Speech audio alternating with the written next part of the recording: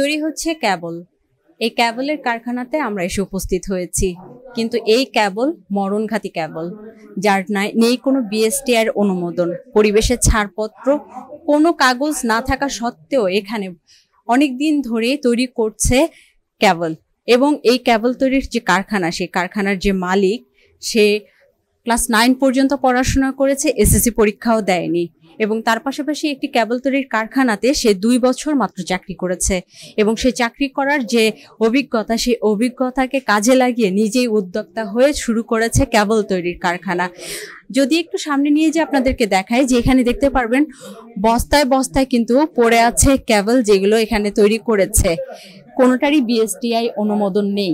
এই ক্যাবলগুলো, এই যে তামার তার, এই সব তামার তারগুলো ঢাকা থেকে কিনে নিয়ে আসা হচ্ছে, এবং তার পাশাপাশি এই যে প্লাস্টিকগুলো, সেগুলো ঢাকা থেকে নিয়ে এসে এখানে বিশেষভাবে মেশিনের মাধ্যমে ভিতরে ঢোকানো হচ্ছে। কিন্তু তার যে অনুমতি কিংবা এটি আসলে কত ভোল্টের ইলেকট্রিসিটি টানতে পারবে সেটি সম্পর্কে কোনো ধরনের ধারণা নাই। শুধু এখানেই শেষ না, আরেকটু জানলে আপনারা অবাক হবেন দর্শক। সেটি হলো, এখানে আপনি ঠিক যে ধরনের বা যে কোম্পানির কেবল চাইবেন, তারা কিন্তু বাধ্য আপনাকে সেই কেবলটি দিতে। এখানে আমরা কিছুক্ষণ আগে দেখেছি মেরিন নামের একটি কোম্পানির, যেটি সাধারণত তৈরি হয় ইন্ডিয়াতে, কিন্তু সেই ইন্ডিয়ার সেই কেবল, মেরিন কেবলস নামের সেই কোম্পানির কেবলটি তারা তৈরি করছেন। এবং তার পাশাপাশি এর পাশেই তাদের যে গোডাউন ছিল, সেই গোডাউনে আমরা গিয়েছি, সেখানেও কিন্তু আমরা যেটি দেখেছি যে অন্য একটি কোম্পানির নামের কেবল, স্টার কেবল বা এরকম বেশ কিছু নামেই তারা আসলে এখানে কেবল তৈরি করছে। এবং তার পাশাপাশি এখানে যে মেশিনগুলো আপনি দেখতে পাচ্ছেন, খুবই নাজুক এবং সস্তা দামের কিছু মেশিন, যেগুলো আসলে হাতে বানানো এবং নিজস্ব কিছু টেকনোলজি ব্যবহার করে কিন্তু এই কেবলগুলো তৈরি করেছে। আপনি দেখতে পাচ্ছেন যে এখানে আমি দেখাই যে মেরিন কেবল, এই কেবলের এখানে 600 ফিট কেবল আছে, যেটার দাম প্রায় 48,000 টাকার মতো হতে পারে। আর এটা ওইটা না, কাপড় ধোয়ার একটাই সলিউশন, চাকা অল ইন ওয়ান। এবং এই কেবলগুলো তারা প্রায় সময় বাজারে বিক্রি করছে, এবং তাদের একমাত্র ক্রেতা কিন্তু আশেপাশের যে দোকানদাররা আছে, তারাই কিন্তু এই কেবলের ক্রেতা।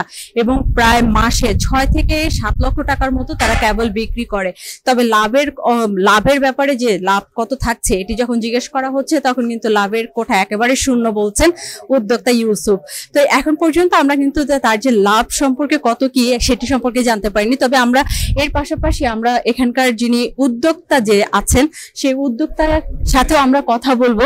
আচ্ছা, আপনি এখানে যে কেবল তৈরি করছেন, আপনার কেবল তৈরি করার কোনো ধরনের অভিজ্ঞতা কি আছে?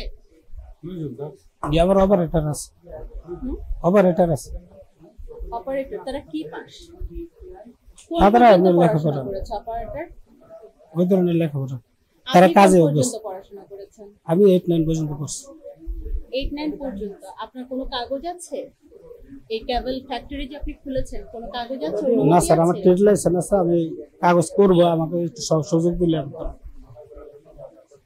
আপনারা কি বুঝতে পারছেন যে আপনি এটা ভুল করেছেন? হ্যাঁ, ভুল করেছি স্যার, অবশ্যই এটা আমার অন্যায়। আপনি কোন কোন কোম্পানির কেবল তৈরি করেন? আমি স্যার এসমার্টি বানাই। আমি বুঝতে পারিনি, একটু বলুন। এসমার্টি বানাই। আপনার এখানে আমরা দেখছি মেরিন কেবল, আপনি বলছেন আর একটা কেবল স্মার্ট কেবল। আমরা আসলে একটু বলবেন যে আসলে আপনার এই কোম্পানির নাম কি, আর কি কেবল আপনারা ব্যবহার করেন? স্মার্ট কেবল। যে আসলে দর্শক, উনি বলছেন যে স্মার্ট কেবল উনি তৈরি করেন। তার পাশাপাশি আমরা যদি তার যে গোডাউন, বাড়ির পাশেই গোডাউন, সেই গোডাউনেও যদি আমরা একটু যাই, আমরা আপনাদেরকে দেখাতে চাচ্ছি যে উনি শুধু মেরিন কেবল, যেটি ইন্ডিয়া থেকে তৈরি হয় এবং সারা বাংলাদেশে সেই ইন্ডিয়ান যে কেবলটি আছে, তারা সাপ্লাই দেয় ইন্ডিয়া থেকে, এবং সেই ইন্ডিয়ার কেবল কিন্তু উনি তৈরি করছে। ক্লাস 8 পাস ইউসুফ কিন্তু তৈরি করছে।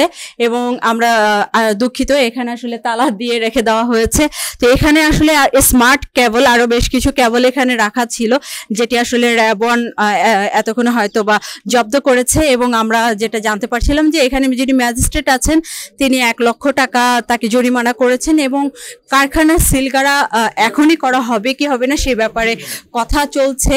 এবং বিএসটিআই এর একজন ঊর্ধ্বতন কর্তৃপক্ষ এখানে আছেন, তারা প্রত্যেকেই এখানে উপস্থিত থেকে তাদের যে জরিমানার ব্যাপারটি সেটিও দেখা হচ্ছে। এবং তার পাশাপাশি এই অনুমোদনবিহীন যে কেবল এবং ঝুঁকি পূর্ণ যে ক্যাবেলগুলো তৈরি করছেন করে দেশে এবং এলাকায় যে তারা সাপ্লাই দিচ্ছে এবং যারা কিনছে কোথায় বিক্রি করছে এবং কারা কিনছে এগুলো আসলে খতিয়ে দেখা হচ্ছে যে যারা কিনছে তাদের বিরুদ্ধে হয়তো বা পরবর্তীতে আইনি পদক্ষেপ নেওয়া হবে। এই ছিল এখন পর্যন্ত র্যাব 1 এর একটি অবৈধ ক্যাবেলের ফ্যাক্টরিতে যে অভিযান সেটি সম্পর্কে সর্বশেষ তথ্য।